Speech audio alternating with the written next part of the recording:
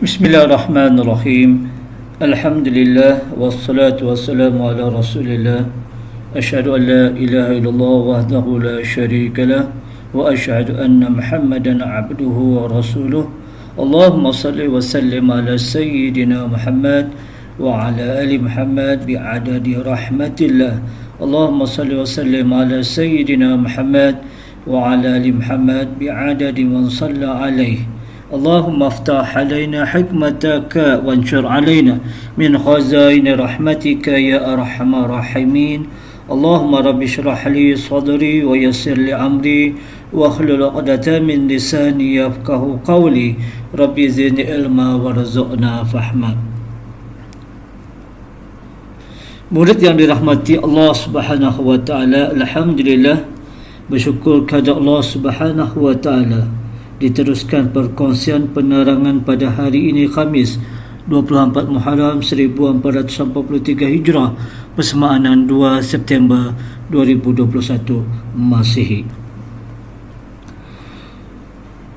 Objektif pengajaran ialah tiap-tiap murid dapat mengenal pasti tiap-tiap perkara dan tiap-tiap murid dapat memahami maksud tiap-tiap perkara dengan aktiviti perkongsian dapatan murid secara individu melalui perkongsian penerangan guru dan juga dapatan melalui perkongsian tugasan bertulis, itu soal jawab secara bertulis. Murid yang dirahmati Allah Subhanahu wa taala, perkongsian penerangan pada pelajaran Rasul pilihan iaitu kepentingan hijrah. Maksud kepentingan mustahak, keperluan perpindahan Nabi Muhammad sallallahu alaihi wasallam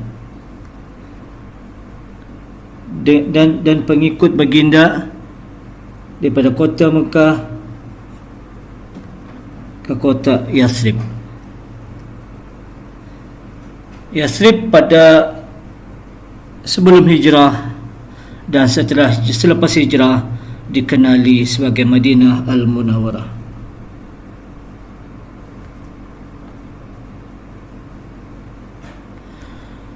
Peristiwa hijrah Nabi Muhammad sallallahu alaihi wasallam dan pengikut baginda berlaku pada tahun 622 Masihi, 13 tahun selepas Nabi Muhammad sallallahu alaihi wasallam diutus ataupun dijadikan ataupun dipilih menjadi rasul ataupun pesuruh Allah.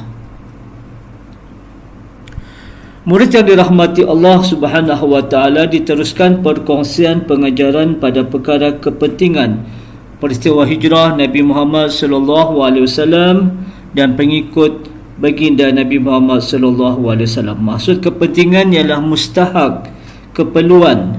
Di antara keperluan adalah yang pertama, dakwah Islamiah dapat dilakukan secara terang-terangan dengan aman. Ataupun maksud lainnya ialah ajakan ataupun membawa manusia untuk mentaati akan perintah Allah Subhanahu wa taala secara terbuka kepada orang ramai dalam keadaan aman. Maksud aman, tenteram, damai, selamat, bebas, tidak ada pergaduhan, tidak ada gangguan dan tidak ada cabaran dan tentangan. Diteruskan perkara kepentingan hijrah. Seterusnya, umat Islam dapat beribadat dengan selesa. Maksud umat Islam dapat beribadat dengan selesa, orang Islam boleh menyempurnakan ataupun melakukan amal ibadat pada Allah Subhanahu wa taala dalam keadaan selesa. Maksud selesa dengan baik, dengan sempurna, dengan aman, dengan damai. Ataupun maksud lain beribadat, maksud beribadat ialah perbuatan dan amalan yang dilakukan kepada ataupun kerana Allah Subhanahu wa taala.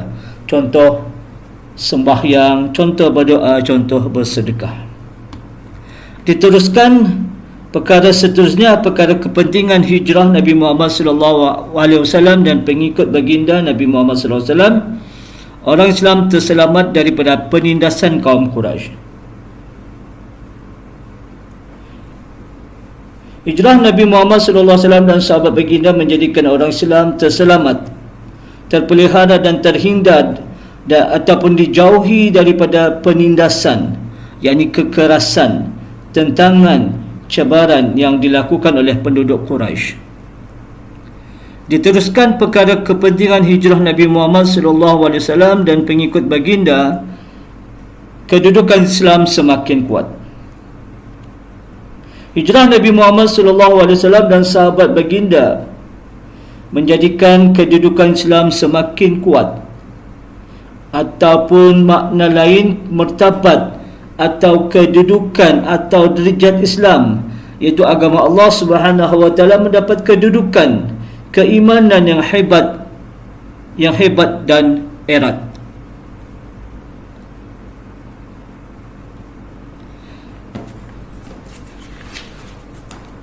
Murid yang dirahmati Allah Subhanahu wa taala, diteruskan perkongsian penerangan pada perkara kepentingan hijrah Nabi Muhammad SAW dan pengikut baginda. Kepentingan hijrah seterusnya ialah menjalani hubungan persaudaraan antara kaum Muhajirin dan kaum Ansar. Maksud menjalankan hubungan adalah mewujudkan, menjadikan ada, merapatkan hubungan, yakni pertalian persaudaraan antara kaum ataupun bangsa Muhajirin.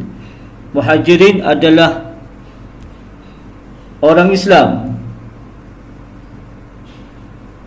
Islam yang berhijrah ke Madinah, seperti pengikut Nabi Muhammad SAW yang berhijrah dari Mekah ke Madinah, dan kaum Ansar.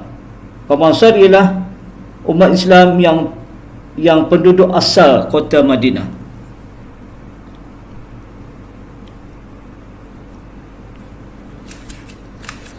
Diteruskan perbincangan kepentingan